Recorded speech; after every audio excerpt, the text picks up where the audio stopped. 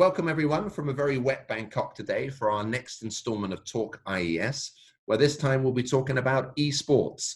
I'm really thrilled to be speaking with Dan Martinez, our esports partner, who is Chief Operating Officer at the Fuse Cup. Hi Dan, how are you doing? Where are you right now? Good, Richard. I'm actually at home on the Gold Coast. It's a lovely 22 degrees, nice, beautiful blue sky. Having a work from home day. So all going well today. How are things there on the Gold Coast with the pandemic, as I see things are now in complete lockdown in Victoria? Yeah, so Melbourne, it's a pretty bad situation at the moment there. So everyone's kind of watching those numbers and looking quite carefully at their own numbers and seeing, what's going to happen if those numbers increase. We're doing really well. Like in Queensland, we've got very low case numbers. I think we've only got about 12 active cases in the whole state, which is one of the largest states in Australia. So we're still monitoring that very carefully and very closely. People are still social distancing. Schools are open. There's been a couple of school closures with deep cleaning needed, but generally people are cautious and just watching things carefully. Yeah. So first of all, can you tell us a little bit about yourself and what the Fuse Cup is all about? Yeah, no problem. So I'm a teacher by trade. I've worked in educational management for about 20 years in Australia and overseas. And this year I decided that I'd do something a little bit different and still work within education, but head up an esports company for schools. Obviously working as a teacher, seeing how popular esports has been in schools, I just thought, there's a lot of opportunities for kids in other sports, whether it's, not just sporting, but academically or musically, or even, if they want to do debating, but there was nothing for younger kids in esports. I thought this needs to change because there's so many kids interested in it. And I want to do something that we can help the students understand things about their digital safety while doing so. So okay. I chose the worst possible year to move into startup world. But if there's one thing about teachers is we're adaptable and we're flexible. So good. I've had to pivot quite a lot and think about things a little bit differently, which has been a challenge, but it's been fantastic. Great. So tell us, why should international schools look now to get involved in esports? It's a good question. The thing about esports is it's the fastest growing sport on the planet. And it's highly popular with students of all ages.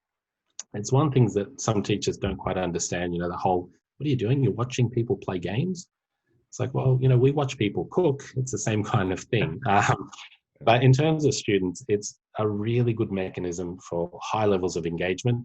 The participation from students is massive. So you can really turn that into a bit of a kind of community and culture and collegiality approach. It's also really important that people understand that our organization is values-based. So we're not so much about the high-level competition, but more about teaching kids about the values of respect and integrity and teamwork and inclusion. And as we said, we're run completely by teachers, so we understand the school communities. And as esports is just one of those things that's always growing, and it's going to become more and more popular. Currently, some of the major competitions have prize money that is more than Wimbledon and more than things like the PGA Open, the US Open for the PGA. So there's a lot of different avenues, and the careers in esports are another aspect that are just changing throughout the day. So it's not just about gaming, it's also about real world application of STEM and the careers around esports, which is a thriving community and industry. So you said, esports is not just about gaming. Surely more active pursuits are more important? Well, look, I think if you can classify chess as a sport, then you can definitely classify esports as a sport. Right. You're absolutely right. It's not just... esports is a bona fide sport, and it's one of the few sports that has not really been affected by COVID. I mean, everything else around the world has stopped. And even professional sports have moved to esports during this time, whether it's the Premier League players playing against each other or, the NASCAR drivers. So it's a really good opportunity to look at things a little bit differently. Also involved in team sports are the ability to really, in esports, is really looking at team dynamics and teamwork. So it's not just an individual pursuit. That means there's a lot of high-level communication and strategy involved, and it's fantastic for developing social and emotional frameworks. So you think about the amount of resilience that's needed to play esports and to lose and lose gracefully in front of people, and not to do what people normally do at home, when they lose, they crack it. What we do is we deliver esports the way that it should be in the school. Sometimes people see kids doing things at home and they think, oh, well, they're going to play for 12 hours straight. And it's not what it is at all. I mean, we understand schools, so we understand the need to really meet the needs of students, teachers, the school, and parents as well. It's also ridiculously inclusive. It doesn't matter what your physical abilities are in esports. It's important. It's really, really important. Yeah.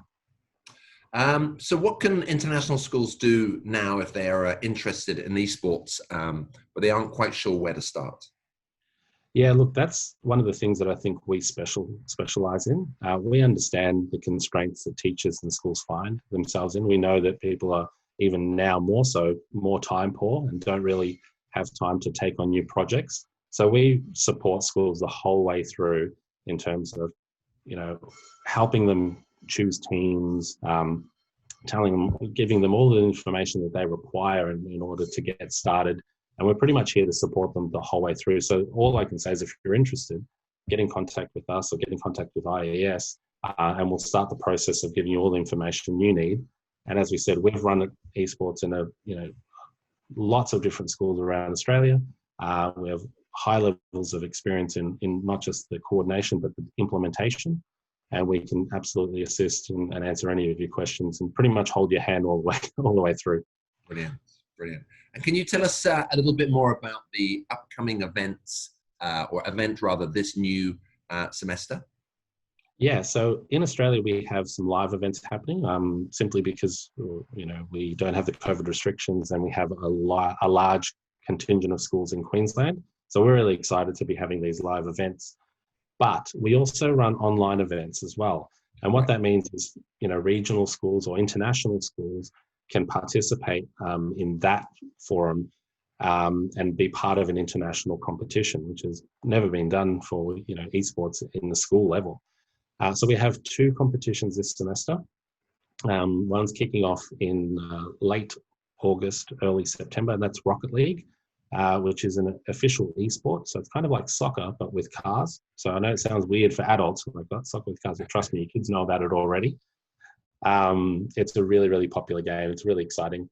And then we've got the fan favorite of Mario Kart later in the year, so around December or November.